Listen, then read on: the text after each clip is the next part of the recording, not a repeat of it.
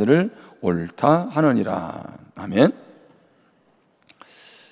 제가 요즘 읽은 이제 책 중에 우리는 피를 나눈 타인입니다, 이런 책이 있습니다. 우리는 피를 나눈 타인입니다. 누구를 얘기하는 걸까요? 피를 나눈 가족들에 대한 이야기입니다. 여러분, 우리는 한 피로, 그래서 한 가족이 돼서 참 끈끈한 가족의 정을 나누고 사랑이 넘칠 것 같은데, 그럼에도 불구하고 뭐라고요? 타인처럼 존재할 수 있다는 거죠. 제가 이제 오늘 두 가지만 먼저 한번 언급을 해보고 싶은데, 한 가지는 뭐냐면, 요즘에 이제 그 지역 감정들이 있잖아요. 어느 지역에 태어났다, 또 어느 지역이 또 뭉친다, 이런 것들이 사회에도 여전히 있죠. 그리고 또 인종차별도 있습니다. 제3세계 사람들에 대한 차별하는 마음들이 사회에도 여전히 존재하고 있죠. 그런데 연령차별도 있습니다. 이걸 뭐라고 얘기하냐면 에이지즘, 그렇게 에이지, 나이가 에이지잖아요. 에이지즘, 이게 연령차별입니다. 자, 어떤 경우냐 하면 이제 어르신들이 되면 귀가 잘 안 들려요. 그러면 어르신들은 귀가 잘 안 들리니까 뭐라 그래요? 잘 못 알아들어요. 한 번 더 얘기해 달라 그래요. 그럼 자녀들은 뭐라고 얘기합니까? 도대체 몇 번을 말해야 되냐고. 여러분, 그런 경험들을 많이 하고 계시죠? 그럴 때 어떻게, 부모님의 마음은 어떠세요? 마음 상하지 않으세요? 가족인데, 그렇죠? 이제 가정에서 대소사를 의논합니다. 그런데 자녀들이 모여서 이렇게 무슨 얘기를 해요. 그래 이제 부모님이 물어봐요. 뭐 때문에 그렇게 의논하는데? 그러면 자녀들이 그렇게 얘기하죠. 엄마 아빠는 몰라도 돼, 이렇게. 물론 뭐 알아서 도움이 안 되니까 그런 말도 있지만, 부모 입장에서는 구성원에서 벗어나게 되는 것 아니겠습니까? 또 이런 말도 하죠. 아버님 세대하고 우리 세대가 다르잖아요. 여러분, 손자가 이렇게 이제 뭘 막 만지고 있어, 그렇죠? 스마트폰 만지고 있으면 이제 손자가 뭐라 그래요? 할아버지는 이런 거 다룰 줄 모르잖아, 이렇게. 저도 요새 이제 이 스마트폰에 대한 이제 매뉴얼을 다 알고 있는 게 아니니까 도움을 받을 때마다 꼭 딸들한테 도움을 요청합니다. 딸들은 기쁨으로 해주는데 딸이 없을 때 어떻게 될까, 이게 고민이에요. 그래서 제 아내가 오래 살아야 돼. 그런 면들을 많이 도와주니까. 여러분, 그거 들어보셨죠? 귀찮을 때는 나이를 민폐라고 막 얘기하면서, 필요할 때는 나이만큼 어른답게 행동하셔야지, 이렇게 사람들이 이야기를 합니다. 노인 되는 것도, 나이 들어 몸 상하는 것도 속상한데, 자, 이런 말을 들으면 마음이 상해요. 특별히 누구에게? 가족들에게. 근데 부모 입장에서요, 자녀들에게는 2번의 탯줄을 잘라야 된대요. 저는 그때 결혼식 때마다 아이가 태어날 때, 그리고 또 그 아이가 자라서 결혼시킬 때, 저는 그런 표현을 쓰는데, 또 다른 의미로서 그 아이가 태어나면 육체적으로 탯줄을 잘라줘야 되죠. 그래 아이가 자라갈 수 있잖아요. 근데 또 하나는, 부모는 자녀들과의 관계에서 심리적 탯줄을 잘라야 된다는 거죠. 일일이 다 간섭하고 결혼했는데도 불구하고 모든 것을 부모가 좌지우지하는 거죠. 이것은 뭐예요? 지나치게 부모가 자녀와의 애착의 관계가 형성되어 있는 거죠. 이렇게 되면 자녀 가정도 행복한 가정이 될 수 없어요. 여러분은 자녀의 가정이 행복하길 원하죠. 너는 나처럼 살지 말아라. 너는 나 같은, 아빠 같은, 니네 아버지 같은 그런 사람 만나지 말고, 너는 니네 같은 엄마 같은 사람 만나지 마, 그렇게 얘기를 하는데, 정작 삶은요, 그대로 보고 아이들이 살아가게 돼 있어요. 그걸 자기 투사라, 이렇게 심리학적 용어로 얘기를 합니다. 어쩔 수 없이 그렇게 흘러가는 거죠. 제가 왜 오늘 이런 말씀을 드립니까? 여러분, 피를 나눈 가족임에도 불구하고 타인 같잖아요. 제가 오늘 한번 질문을 던져보겠습니다. 자녀들이 부모님을 모시고 한 집에서 사는 게 좋겠습니까? 아니면 저 옆에다가 부모님을 모셔놓고 떨어져서 사는 게 좋겠습니까? 부모님 입장에서는 같이 살면 좋겠죠. 그럼 다시 물어볼게요. 자녀하고 같이 살면 노후가 행복할까요? 자녀하고 떨어져 살면서 한 번씩 얼굴 보면 행복하게 살까요? 저는 그런 식으로 생각을 많이 하고 있었거든. 자녀하고 살면 행복하다고 생각했는데 아니요. 자녀하고 살면서 지옥도 많습니다. 그렇죠? 생각이 안 맞아요. 이런 말들을 하기 시작하고 서로 막 간섭하면 이게 지옥이죠. 그런데요, 좀 자녀하고 떨어져 있어도 한 번씩 연락하고 또 찾아뵙고 그러다 보면 뭐예요? 더 정이 더 깊어질 수도 있어요. 꼭 같이 있다고만 좋은 거는 아니라는 얘기예요. 제가 오늘 이런 말씀을 왜 드리냐면 결국에는 이런 갈등들이, 피를 나는 가족들까지도 이런 갈등들이 어디서부터 올까요? 그 뿌리를 들어가면 죄에서 온다는 거죠.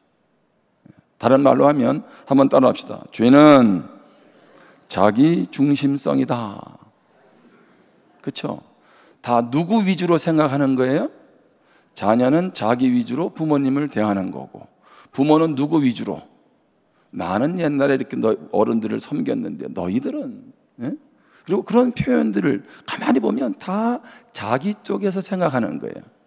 상대방 입장에서 생각한다면 달라지지 않겠어요? 여러분, 예수를 믿는다는 건요, 또 다른 말로 하면 내 생각대로 하지 않고 상대방 입장에서 생각해 주는 거예요. 자, 하나님 중심이라, 이 말은 무슨 얘기예요? 내 중심이 아닌 하나님의 중심으로 살아간다는 얘기는, 하나님은 너 원하는 대로 살아가라는 게 아니라 누구 입장에서? 상대방의 입장을 헤아리고 살아가는 거죠. 많은 사람들이 신앙생활을요, 예수 믿는 것을 교회에서의 생활로 국한을 합니다. 그러다 보니까 사회에 나가서도 또 가정에 가서도 전혀 신앙인의 모습이 드러나지 않죠. 저는 이것은 한국 교회가 교회 안에서부터 잘못 가르쳤기 때문이라는 것을 인정합니다. 저도 목사의 한 사람으로서 부끄럽게 생각해요. 여러분, 그런데 예수 믿는 게 왜 대박일까요? 죄의 문제뿐만 아니잖아요. 자기 중심성에서 남을 배려하는 삶으로 바뀌어져 본다고 생각해 보세요. 여러분, 그러면 이게 예수 믿는 게 대박이에요. 예수 믿는, 잘 믿는 사람은요, 세상에서도 복된 사람이 되고 다른 사람들에게 행복을 주는 사람이에요. 여러분, 그러면 왜 나는 그렇지 못할까? 예수 잘못 믿어서 그래요. 여러분, 신앙을 교회에서만의 신앙생활로 하려면 뭐하러 예수님을 믿나요? 내 삶에서 영향을 못 주는데. 여러분, 우리 주님은 내 모든 삶의 영역에서 복의 근원이 되시는 줄 믿습니다. 로마서 1장 28절을 봅니다. 또한 그들이 마음에 하나님 두기를 싫어하며 하나님께서 그들을 그 상실한 마음대로 내버려 두사 합당하지 못한 일을 하게 하셨으니. 자, 로마서 1장에 보면 이방인들이 죄인됨에 대해서 이제 먼저 얘기를 하죠. 자, 그런데 오늘 28절을 잘 보시면 이게 우리 개역 개정 성경에서 제대로 번역이 안 돼 있어요. 예전에 우리 교회 이재현 교수님이라고 로마서 전공을 했던 분이 와서 말씀을 전한 적이 있잖아요. 그분의 책을 보면서 또 다른 글을 보면서 원문이 어떻게 되어 있냐면, 먼저 이 본문을 잘 보시면 또한 그들이 마음에라는 말이에요. 마음에. 여러분, 마음이라는 얘기는 뭐냐면 우리 마음이 아니에요. 지식 또는 사고 체계. 자, 마음에 하나님 두기를 싫어하며, 싫어한다는 것은 그냥 감정적으로 싫어, 그런 말이 아닙니다. 생각과 판단 과정을 통해서 나타나는 거예요. 앞에서 말한 지식, 사고 체계와 같은 거예요. 그러니까 사람들이 어떻게 해요? 마음에 하나님 두는 것을 생각부터 뭐예요? 재배시킨 거예요. 배제시킨 거죠. 자, 하나님께서 그러자 그들을 그 상실한 마음, 여기 상실한 마음은 뭐냐면 단순한 마음이 아닙니다. 이것도 생각이나 이성을 뜻하는 거예요. 자, 상실한 마음대로. 자, 무엇하사? 내버려 두사. 여기 내버려 둔다는 것은 자, 방치한다, 그런 뜻이 아닙니다. 한 영역에서 다른 영역으로 이동시키는 거예요. 그러니까 적극적인 표현입니다. 자, 이것을 이제 가룟 유다가 예수님을 배반할 때 이 말씀이 같은 원문이 나오는데요. 마가복음 3장 19절입니다. 또 가룟 유다니 이는 예수를 무엇하였다? 판자더라. 이 예수님을 팔았다고 했던 이 단어와 내버려 둔다는 단어가 같은 뜻입니다. 그러니까 하나님이 오늘 어떻게 합니까? 하나님이 그들의 생각 속에 없어요. 내 마음대로 합니다. 그들이 그래서 어떻게 합니까? 적극적으로 그렇게 하도록 뭐예요? 내버려 둔 거예요. 자, 그러면서 그들은 하나님이 원치 않는, 합당치 않는 일을 하게 되지요. 자, 이 말씀을 간단하게 다시 한번 정리해 보면, 자, 사람들이 어디에, 내 생각 속에, 내가 무엇을 결정할 때 내 사고 체계 속에 누구를 배제시키고? 예수님이 없어요. 하나님이 없습니다. 그리고 누구 마음대로 살아가요? 내가 원하는 대로 살아가죠. 살아가는데 하나님이 그것을 보고 어떻게 합니까? 그대로 내버려 두세요. 그들이 그렇게 생각하는 그 사고 속에다가 내버려 두신다고요. 자, 그러니까 결국은 어떻게 되겠습니까? 그런 인생의 결국은 망하는 것밖에 없겠죠. 이걸 좀 더 설명해 드리면, 여러분, 이제 자녀들이 하도 속을 썩입니다. 부모님이 그러지 말아라, 그러지 말아라. 그래도 계속 속을 썩이면 나중에 어떻게 합니까? 네가 알아서 해. 난 더 이상 신경 안 쓸 테니까. 이것은 긍정적인 표현이에요? 부정적인 표현이에요? 그렇죠. 여러분, 그런 면에서 하나님이 내가 죄 가운데 살아도 별로 간섭하지 않는 것 같아. 여러분, 이거는 감사할 일이 아니라 정신을 바짝 차려야 될 일인 거예요. 누군가 간섭한다는 거, 여러분, 그거는 도리어 축복입니다. 도리어 하도 못된 짓을 하면 뭐예요? 더 이상 이제는 신경도 안 써요. 여러분, 하나님이 여기서 하나님을 배제하고 자기 마음대로 살아가니까 내버려 두셨어요. 이 말은 무슨 얘기입니까? 하나님이 능력이 없어서 내버려 두셨나요? 아니요. 죄 때문에 회개할 때까지 내버려 두셨다는 얘기. 그러니까 언제든지 무엇하면 돼요? 돌아오면 되죠. 자, 오늘 말씀에서 로마서 1장 28절에서 죄에 대한 두 가지 단계를 제시합니다. 자, 첫 번째는 피조물을 통해 자신을 드러낸 하나님을 내면 영역에서 거절하는 것입니다. 이건 제가 쓴 표현이 아니에요. 좀 말이 어렵죠, 그렇죠? 피조물을 통해서 하나님이, 다시 말하면 이 우주 만물 가운데 하나님만이 하셨다고 밖에 할 수 없는 그런 하나님의 하나님 되심을 드러냈어요. 근데 어떻게 해요? 사람들이 내면 영역에서 거절하는 거예요. 다시 말하면 내 생각 속에서 하나님을 아예 제외시키는 거죠. 하나님이 어디 있어? 웃기는 소리 하지 마. 그 예수쟁이나 하는 소리지. 이러한 죄를 뭐라고 하냐면 근원적인 죄, 다른 말로 하면 본질적인 죄. 요즘 예전에는 많이 썼던 표현 중에 원죄, 바로 이게 이겁니다. 그러니까 내 내면에서부터 아예 하나님을 배제시킨 거예요. 하나님 관심 없어. 두 번째, 외적으로 표현하는 태도와 행위의 모든 악함입니다. 자, 근원적인 죄에서 이제 밖으로 드러난 게 뭐예요? 외적으로 드러난 태도와 행위의 모든 악한 것, 그게 바로 죄악들입니다. 자, 오늘 본문에 28절과 29절 다르다 그랬어요. 자, 29절부터는 뭐냐 하면 죄로 인해서 나타난 결과들, 죄악들을 말하는 겁니다. 자, 곧 모든 불의, 추악, 탐욕, 악의가 가득한 자요, 시기, 살인, 분쟁, 사기, 악독이 가득한 자요, 수군수군하는 자요, 비방하는 자요, 하나님께서 미워하시는 자요, 능욕하는 자요, 교만한 자요, 자랑하는 자요, 악을 도모하는 자요, 부모를 거역하는 자요, 우매한 자요, 배악하는 자요, 무정한 자요, 무자비한 자라. 여러분, 세상에서 사람들이 말하는 죄는 바로 29절부터의 죄입니다. 윤리적인 죄. 이것을 성경은 뭐라고 말한다고요? 죄악들이라고 말합니다. 근데 성경은 윤리적인 죄도 죄라고 말하지만 그것보다 더 중요한 근원적인 죄가 있다는 거죠. 본질적인 죄. 그게 뭡니까? 예수 믿지 않고 자기가 주인 돼서 자기 중심으로 살아가는 거. 그것을 성경은 뭐라고요? 근원적인 죄라고 말하는 거죠. 여러분, 예수를 믿어야 근원적인 죄의 문제가 해결되는 겁니다. 여러분, 교회 와서도 여전히 윤리적인 죄만 얘기한다라고 하면 여러분은 은혜를 모르는 사람이에요. 내가 어떤 존재인지를 모르는 거죠. 여러분, 윤리적으로 사람들의 죄에 대해서 말하면 제 눈에도, 여러분의 눈에도 한 사람도 마음에 드는 사람 없습니다.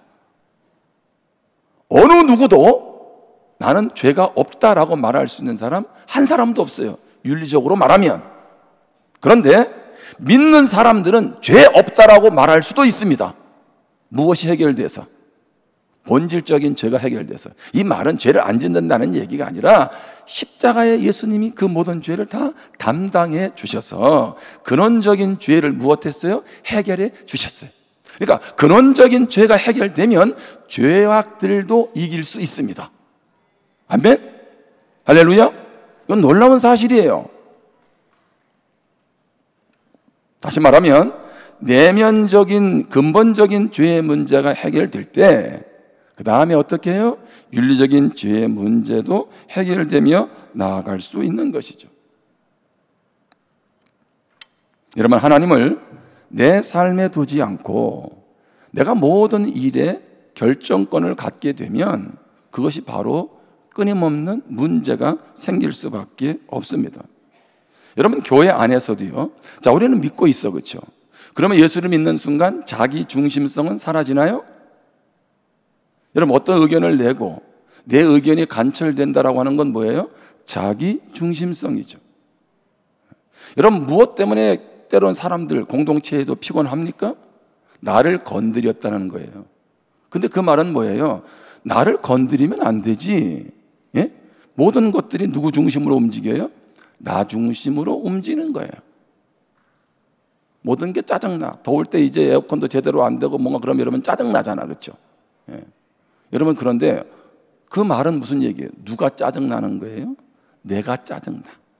그러니까 가만히 보면 우리 삶에서 일어나는 모든 문제들의 요소 속에 들어가 보면 보여지는 죄악들보다 근본적인 이 죄성 아래서 우리가 끊임없이 자기 주도하에서 생각하고 살아간다는 거죠.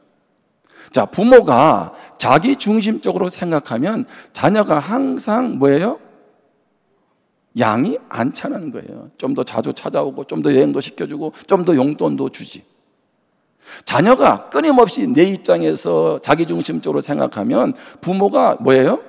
키워준 건 고마운데 부모가 짐이 되는 거죠. 나도 어려워 죽겠는데, 나도 바빠 죽겠는데, 나도 힘들어 죽겠는데. 자기중심적으로 나가게 되면 거기에 절대 연합은, 회복은 없다는 겁니다. 여러분, 그런 면에서 부부관계의 문제, 자녀의 문제, 공동체 안의 문제 다 무엇과 연결되어 있어요? 자기중심적인 삶과 연결되어 있습니다. 여러분, 그런 말 하잖아요. 내가 하면 뭐고? 로맨스고, 남이 하면 뭐고? 불륜이고. 아니, 왜 어떻게 불륜이 내가 하면 로맨스가 되고 다른 사람한테 가면 불륜이 됩니까? 철저히 그 기준은 누구에게 있습니까? 나 자신에게 있다는 거죠. 우리는 그래서 죄를 지어서 죄인이 아니라 죄인이기에 죄를 짓는 것입니다. 자, 이렇게 본질적인 죄와 죄악들의 문제를 다루고 있는 게 창세기 3장이죠. 창세기 3장에 보면 우리가 잘 아는 아담과 하와 얘기 나오잖아요. 이제 하와가 선악과 따먹는 얘기 나오죠. 창세기 3장 1절입니다. 그런데 뱀은 여호와 하나님이 지으신 들짐승 중에 가장 간교하니라. 뱀이 여자에게 물어 이르되 하나님이 참으로 너희에게 동산 모든 나무의 열매를 먹지 말라 하시더냐. 이제 뱀이 여자에게 지금 계속 얘기하는 거예요. 왜 남자 얘기 안 하고 여자 얘기 했는지는 잘 모르겠어요. 예. 여자가 뱀에게 말하되 동산 나무의 열매를 우리가 먹을 수 있으나 동산 중앙에 있는 나무의 열매는 하나님의 말씀에 너희는 먹지도 말고 만지지도 말라. 너희가 무엇할까 하노라? 죽을까 하노라 하셨느니라. 자, 하나님은 선악과 따먹으면 죽어, 먹으면 안 돼 라고 말씀했어요. 그래서 아담과 하와도 뭐예요? 신경도 안 썼어요. 왜? 다른 건 네 맘대로 해도 되니까 잘 지냈어요. 근데 항상 문제는 뭐예요? 누가 이렇게 건드린 거예요. 지금 이제 뱀이 하와를 지금 이제 건드린 거죠. 야, 정말 그거 먹으면 죽겠냐? 이제 그러면서 얘기를 하죠. 자, 그러면서 이제 뱀이 하와에게 결정타를 날립니다. 자, 창세기 3장 5절입니다. 너희가 그것을 먹는 날에는 너희 눈이 밝아져 하나님과 같이 되어 선악을 알 줄 하나님이 아심이니라. 자, 뱀이 하와에게 얘기하는 거예요. 그거 먹으면 너는 누구처럼 된다? 하나님처럼 돼서 선악을 알 줄 하나님이 안다. 이게 무슨 얘기냐면, 그러면 아담과 하와가 뭐 하나님처럼 전지전능해서 선악을 따먹으면 슈퍼맨처럼 힘이 생겨가지고 자기가 할 수 없는 일을 하고 그런 능력을 발휘하는 그런 하나님 같은 존재가 된다는 얘기입니까? 그렇지 않죠. 하나님과 같이 돼 선악을 안다는 얘기는 이제 모든 삶의 기준은 누구다? 너야, 너. 이제 네가 마음에 들면 선이고 네가 마음에 안 들면 뭐고? 악이고, 내가 모든 것들이 주인이 돼서 결정할 수 있어. 이게 지금 하와가 하는 이야기의 요점입니다. 그러니까 모든 것을 누구 중심으로?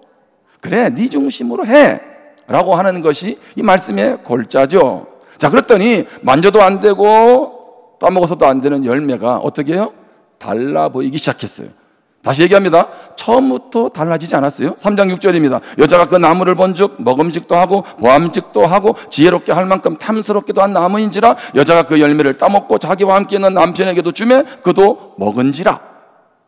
여러분, 처음부터 먹고 싶다, 저거 한번 따먹고 싶다 이런 생각 안 했다고요. 자, 뱀이 유혹을 하는 순간 하와의 무엇이, 지식이 생각 속에서 이게 이제 돌아가기 시작한 거예요. 그래서 어떻게 한 겁니까? 그리고 나서 선악과를 따먹게 되죠. 자, 우리는 선악과를 따먹은 것을 죄라고 말합니다. 맞아요, 죄입니다. 근데 정확히 말하면 그것은 죄악들입니다. 이미 어디에서 죄를 범했어요? 이미 생각 속에서 하나님이 없어요. 따먹지 말라 했어요. 그렇죠? 그러니까 죄라는 것은 이미 근본적으로 내 머릿속에 하나님이 없어요. 그리고 나서 어떻게 한 겁니까? 그 생각이 꼬리를 물면서 오, 저거 먹고 싶다, 좋다, 한번 먹어보자. 그럼 내 인생 달라지겠지. 그리고 어떻게 합니까? 따먹었어요. 그게 결과적인 죄악들이에요. 엄밀히 말하면 아담과 하와가 선악과를 따먹었다는 얘기는, 거기서 죄라는 얘기는 바로 이 내면적인 것과 외면적인 것이 같이 따라온 거죠. 여러분, 그렇게 보면 신앙생활을 할 때마다 믿는 우리 자신도 항상 뭐를 지켜야 돼요? 생각을 지켜야 돼요.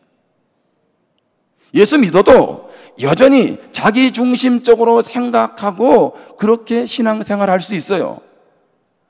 여러분, 그렇게 되면 예수 믿는 거나 안 믿는 거나 별반 삶의 차이는 없습니다.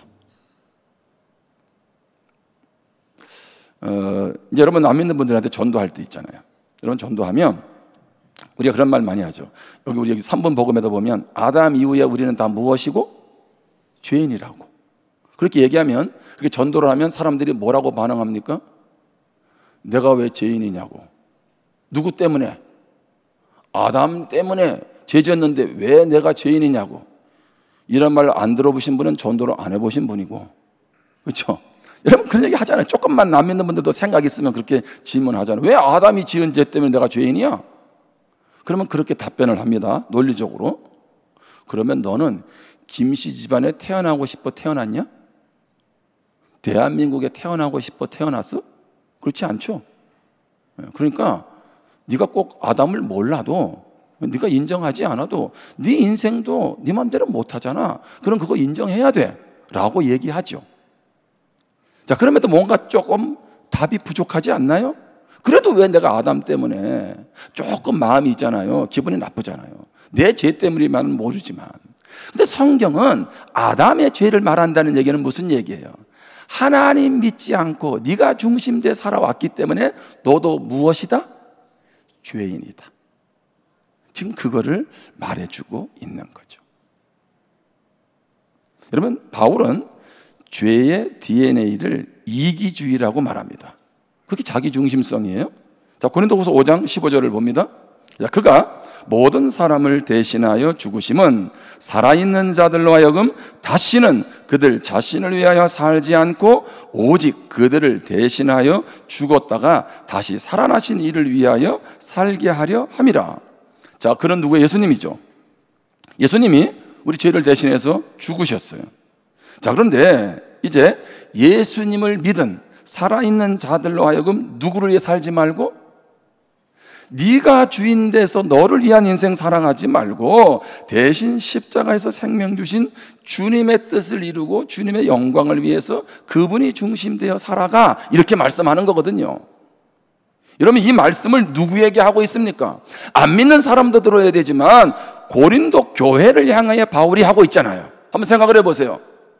고린도 교회는 병 고치는 은사도 넘쳐났고요, 다양한 은사들이 넘쳐났어요. 근데도 서로 간에 파벌을 형성하잖아요. 베드로파, 아볼로파, 그리스도파.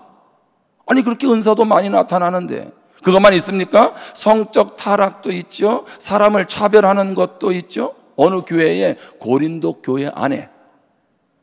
다시 얘기합니다. 근본적인 죄의 문제를 해결했다며. 그런데 어떻게 너희들이 그렇게 살아가? 온갖 죄악들이 교회 안에 다 있어. 오늘날로 말하면 이런 교회는 성도가 한 명도 없어야 되는데 고린도 교회는 그래도 성도가 많았어요. 바울은 지금 뭐를 얘기하고 있는 겁니까? 결국 예수를 믿었음에도 불구하고 교회 안에 누가 살아있다? 주님이 살아있는 게 아니라, 주님이 주인 되는 게 아니라 네가 살아서 주인 되고 있다는 거죠. 그러니 우리 편으로 와. 나는 바울파니까, 나는 베드로파니까 우리 편으로 와. 이런 일이 생기는 거죠. 줄 세우게 하는 거잖아요. 예수 믿어도 뭐 죄질 수 있지. 그러면 자기를 합리화하기 시작합니다. 교회다운 교회 모습이 사라지고 있습니다. 여러분, 이것이 비단 그 시대만의 이야기냐는 거죠. 죄 때문에 사람들은 자기 중심적으로 살아갑니다. 자신에게만 몰두합니다. 자기 방어적 태도를 보입니다. 자기를 높이는 일에만 관심을 둡니다. 자기 이익만을 꾀합니다. 늘 자신이 원하는 것, 나에게 필요하다고 생각하는 것, 나를 만족하고 편안하게 해주는 것을 우선순위에 두는 것입니다. 믿는 우리들조차도 끊임없이 자라고 하는 우상을 섬기며 살아갑니다. 내 문제만 아니면 아주 관대하죠. 그래서 사람들을 잘 보시면 자기 문제가 이해관계가 얽히는 데 있어서는요 아주 이기적이에요. 그런데 다른 사람, 나와 관계없는 일에 대해서는요 아주 은혜롭습니다. 이상적이라는 얘기죠. 그래서 우리가 약자 편, 이런 말이 다 거기서 나온 거예요. 내 문제가 아니야. 어떻게 보면 통이 큰 것 같고 성숙된 것 같고 변화된 것 같은데 내 문제는 그렇게 길을 쓰고 내 중심으로 해석을 하고, 다른 사람은 어떻게 해요? 내 문제가 아니니까 그냥 이렇게 던져버리는 거죠. 성숙한 것 같지만 지극히 이기적인 한 단면에 불과합니다. 예수님은 나를 따라오려거든 이렇게 말씀하죠. 그러면서 누가복음 9장 23절에 보면 또 무리에게 이르시되 아무든지 나를 따라오려거든 자기를 부인하고 날마다 제 십자가를 지고 나를 따를 것이니라. 그럼 우리가 많이 이 말씀 알죠. 그런데 제가 여기서 하나 다시 깨달았던 게 뭐냐면 자기를 부인하는 거예요. 자기를 부인한다는 것은요 나를 멸시한다 그런 말이 아닙니다. 자기를 부인한다는 것은 자신에 대한 자존감을 갖지 말아라 그런 뜻이 아닙니다. 자기 부인을 하라는 것은 내가 중심이 되어서 살아가는 그 상태에서 나를 해방시키기 위한 거예요. 다시 얘기합니다.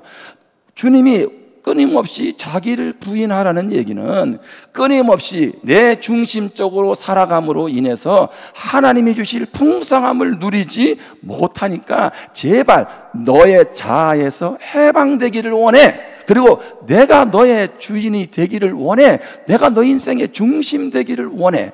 그래서 자기를 부인하라는 거예요. 언제? 날마다. 자기 십자가 지고. 왜 날마다입니까? 아니 예수 믿으면 죄된 생각도 없고 내 의도적으로 내 중심적으로 하지 않고 하나님을 기쁘시게 할고 남을 배려할 것 같고 나는 좀 손해봐도 다른 사람을 위해서 할 것 같은데 어떻게 해요? 전부 나 중심으로 돌아가잖아요. 그러니까 어떻게 합니까? 주님께서 말씀하는 거예요. 나 자신에게 속박된 나를 진정으로 자유함을 주시기 위해서 자기를 부인하라는 거예요. 여러분, 이 은혜가 있기를 축복합니다. 제가 있잖아요, 1부 예배 드리고 별로 2부 예배 기도를 하라고 한 적은 없어요. 근데 오늘은 제가 부탁했어요. 오늘 이 말씀을 전하는데 2부 예배 가운데 제가 말씀을 잘 전하고 성령께서 깨닫게 해달라고 기도해 주라 그랬어요. 그래서 1부 예배 온 분들은 1분간 다 합심 기도했습니다. 오늘 말씀이 들리는 분들은 그분들의 중보기도의 은혜라는 걸 기억하셔야 돼요. 왜요? 이 말씀은 정말 중요한 문제예요. 많은 사람들이 머리로만 쉽게 예수님 없어, 그러면 예수님 안 믿은 게 죄야, 그럼 지옥 가. 예? 그리고 어떻게 살아가요? 자기 마음대로 살아가. 예? 그게 뭡니까? 복음을 모르는 거예요. 머리로만 3분 복음 알 뿐이지. 결국 우리 공동체 문제는 뭔가요? 예수님이 예수님 되지 못하고 내가 주인 되어 살아가니까 내 자존심 건드려서도 안 되고 그냥 거리 두고 살아가야 되는 것 아니냐는 거죠. 두 번째, 자기 중심에서 어떻게 해야 돼요? 벗어나야 돼요. 3가지를 얘기합니다. 목사님, 지금 설교 다 끝날 때인데 언제까지 3가지를 하려고? 이렇게 말하는 순간 지금 누구 중심으로 생각하는 거예요? 내 중심으로. 이렇게 말하면서 설교를 30분 더 하면 누구 중심으로? 목사도 자기 중심으로. 자, 그래서 이제 3가지를 얘기합니다. 첫 번째, 설교 요약제 다 있어요. 하나님의 은혜를 구해야 돼. 자, 내가 나를 못 이겨요. 예? 원치 않게 자꾸 내 중심으로 생각하잖아요. 하나님, 나 좀 도와주세요. 하나님의 은혜로 할 수 있도록. 내가 어떻게 근본적인 죄 문제를 해결합니까? 예수 믿는 것도 하나님의 은혜가 임해야 되잖아요. 그래서 그 은혜를 구하고 나를 부인할 수 있도록 기도하셔야죠. 두 번째, 순종해야 돼. 믿음의 사람들은 다 순종했죠. 여러분, 말씀에 순종한다는 얘기는 뭐냐면 내 중심으로 살지 않고 누구 중심으로 산다? 하나님 중심으로 산다는 얘기예요. 세 번째, 하나님을 경험적으로 알아야 합니다.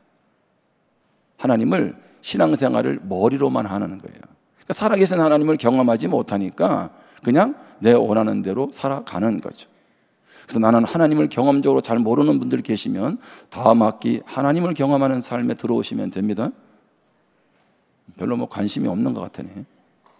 하나님 모르니까 하나님 알면 하나님이 다 맡아주시는데, 인도해 주시는데, 축복하는데 그분한테 다 던져 맡기는 게 축복이 아닙니까?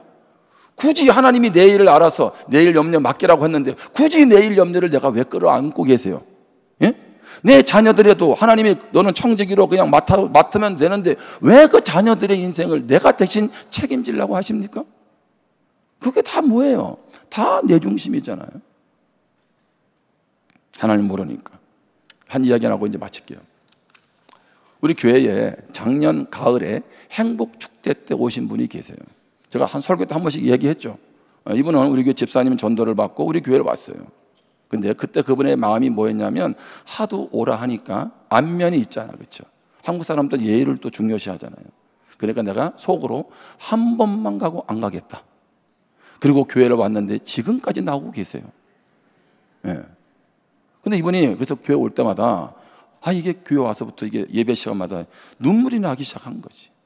그리고 오죽하면 이 주일날 올 때 여기 여자분들이 하는 마스카라를 하지 않고 와야겠다고. 왜? 눈물이 떨어지니까 시커매지잖아, 이게.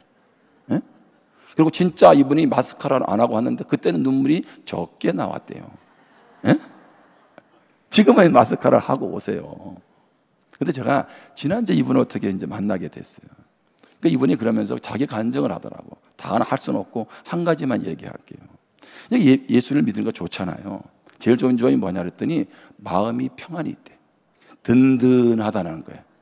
예, 삶에서 어떤 삶도 이겨낼 수 있는 든든함이 있더래요. 그러면서 이분이 이제 교회로 왔는데 예배를 드리는데 저 뒤에 앉아 계셨어요. 근데 이 앞에 이제 자막을 띄우잖아요. 성경 구절 띄우고 대지 띄우는데 어느 날 그게 안 보이더래요. 그래가지고 그 다음 주일에는요 앞으로 왔대요. 앞에 중간쯤에. 그랬는데도 자막이 안 보이더래. 그래서 이분이 이제 다음 주에는 이제 전사 뭘 써야 돼 이럴 때는 안경을 써야 되잖아요. 그래가지고 이번에 이제 병원을 가야 되겠다고 생각을 했어요. 근데 어떻게 하다가 병원을 못 갔어요. 근데 그 다음 주부터 어떤 일이 벌어졌냐면 자막이 보이기 시작한 거예요. 예? 그러니까 이분도 몰랐대, 처음에는. 이게 뭐 보이는지 안 보이는지. 근데 그 다음 주 계속 지금까지도 자막이 보인대요.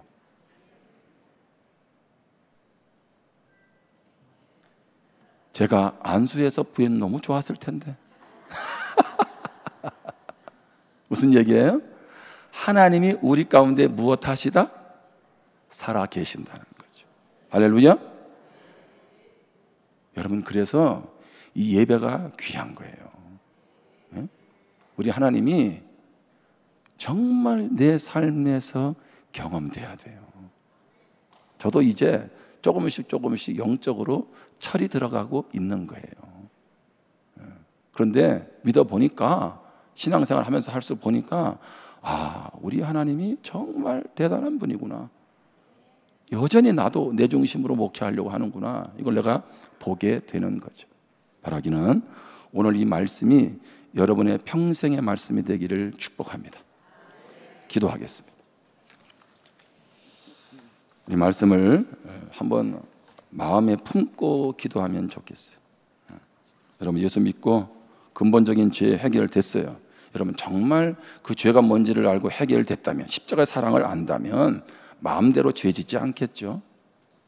무엇보다도 내가 중심되어서 모든 세상이 나 중심적으로 돌아가서는 안 되겠죠.